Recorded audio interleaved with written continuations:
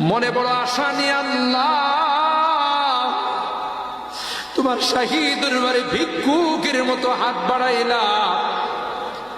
তুমি যদি ক্ষমা না করো, কে আমাদেরকে ক্ষমা করবে? কে আমাদের মাফ করবে?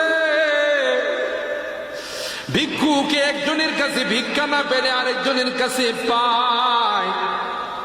এক দুয়ার থেকে বিতাড়িত হলে আরেক দুয়ারে যায়। তোমার দরবার থেকে যদি মাহরুম হয়ে যায়, বিতাড়িত হয়ে যায়, কার কাছে যাব? কে আমাদেরকে ক্ষমা করবে? মালিক রে, কাঙ্গালের মতো হাত বাড়াইলাম। তওবা করতেছি, আর জীবনে কোনোদিন নামাজ ছাড়ব না, আর জীবনে কোনো গুনাহ করব না, আর জীবনে কোনোদিন বেপরদায় চলব না।